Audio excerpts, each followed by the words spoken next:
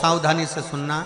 एक प्रश्न हमारे भीतर खड़ा होता है, जब हम सूर्य नारायण भगवान को अर्घ देते हैं, जल चढ़ाते हैं, तो वो जल पृथ्वी पर जब गिरता है तो उसके छींटे हमारे शरीर पर लगते हैं। क्या वो ठीक है? क्या वो श्रेष्ठ है?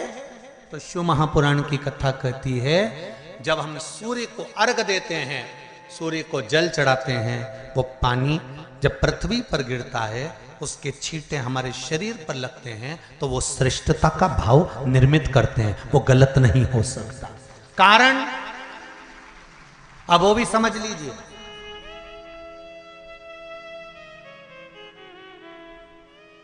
अब सूर्य नारायण भगवान को आप जल चढ़ा रहे हो, तो छींटे नहीं लगे, उसके लिए क्या स्टूल पे चढ़ के चढ़ाओगे कि कुर्सी पे चढ़ के चढ़ाओगे? अरे बोलो तो सही।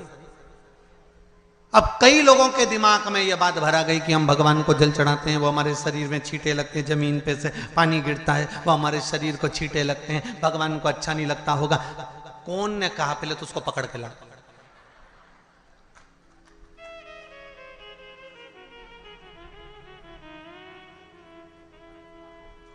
क्योंकि मेरे राम जी महाराज, मेरे भगवान कृष्ण,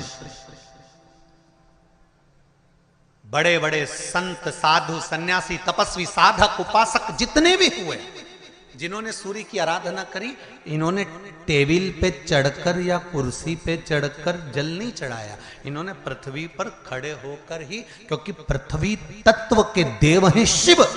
जब हम मृत्यु लोक पर खड़े होकर, पृथ्वी पर खड़े होकर भगवान शंकर का भाग पृथ्वी तत्व को धारण कर कर जल को हाथ में लेकर जब समर्पित करते हैं, और जो जल नीचे गिरता है वो शरीर पर अगर लगता है तो हमको उसका आशीर्वाद ही प्राप्त होता है, दोष नहीं लगता। पर लोगों ने इसको विपरीत कर दिया। कि कौन ने विपरीत करा? कई लोगों ने इसको विपरीत कर दिया।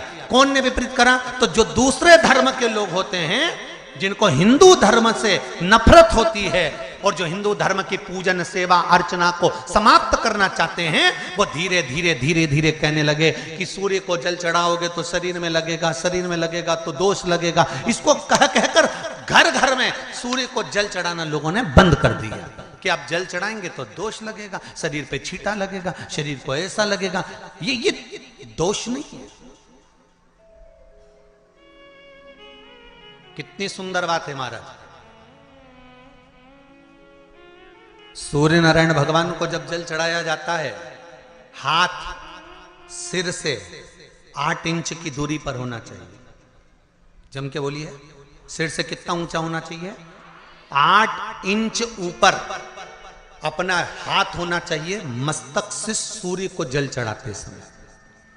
और ना चांदी का, ना स्टील का, ना लोहे का, ना प्लास्टिक का, ना कांच का, ना सोने का कोई बर्तन, ना कांसे का, ना एल्युमिनियम का, ना पीतल का, केवल एक पात्र होना चाहिए, वो है तांबे का। काय का पात्र होना चाहिए? तांबे का पात्र। और सूर्य नारायण भगवान को जब 8 इंच ऊपर तुम्हारा हस्त है, और जब हम सूर्य को जल चढ़ा रहे हैं, कैसे जल चढ़ाना है वो भी समझ लीजिए। अगर कोई कैंसर का मरीज है, जिसके चेस्ट में कैंसर आ गया हो, लेफ्ट में, राइट में कहीं पर कैंसर आ गया हो, या कोई गठान आ गई हो, तो महाराज आप जल चढ़ाते समय उस जल की धार को सूर्य भगवान को जब चढ़ा रहे हो, तो धार आपकी गठान की ओर जाना चाहिए, जिससे सूर्य की किरण उस जल में से आपके उस स्थान पर पड़े, उस जगह पर पड़े जहां पर गठान है। महाराज आप लगातार जल तो चढ़ाना चालू करो, अच्छे अच्छे डॉक्टर फेल हो जाएंगे और कह देंगे गठन ठीक हो गई।